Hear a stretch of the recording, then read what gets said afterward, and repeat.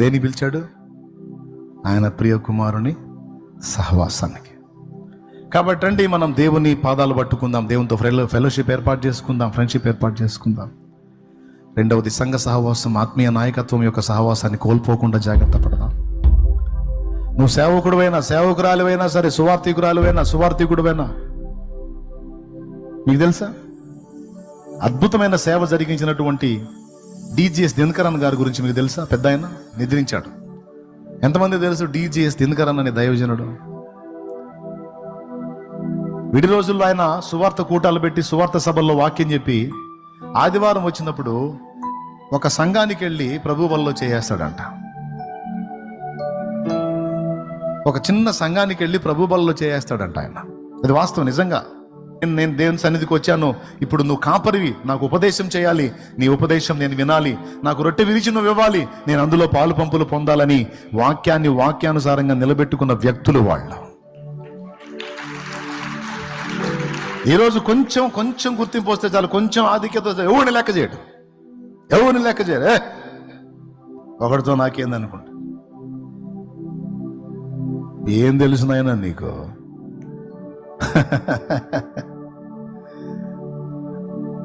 సరి చేసుకోవాలి మనం. చాలా కుటుంబాల గురించి చెప్పింది విన్నారా?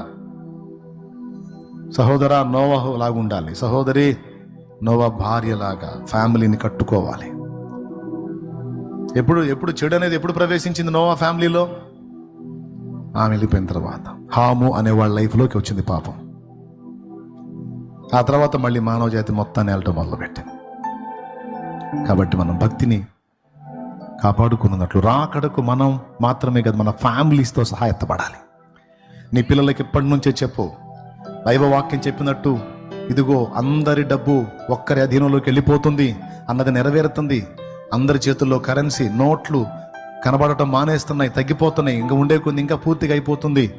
ప్రభు వాక్యం చెప్పినట్లుగా దైవరాజ్యం రాబోతుంది, దైవ పరిపాలన రాబోతుంది. దానికి ముందు అంత్య అబద్ధ క్రీస్తు పాలన వస్తుంది. మనం జాగ్రత్తగా ఉండాలి, విశ్వాసాన్ని కాపాడుకోవాలని ఒకరినొకరు ప్రోత్సహించుకుంటూ, రేపుకుంటూ, ఫాస్టింగ్స్ ప్రతిష్ట చేసుకొని ఒకరినొకరు ఉపవాసానికి పురికొల్పుకుంటూ, భక్తికి రేపుకుంటూ. సెల్ ఫోన్ వాడండి, కానీ హద్దులు ఉన్నాయి.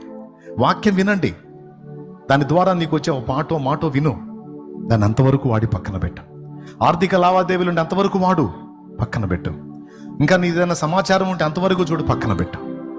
కానీ నువ్వు నీ అదుపులో అది ఉండాలి, కానీ దయచేసి దాని అదుపులోకి నువ్వు వెళ్ళొద్దు ప్లీజ్. ఎందుకంటే రెండు విధాల నీకు నష్టం.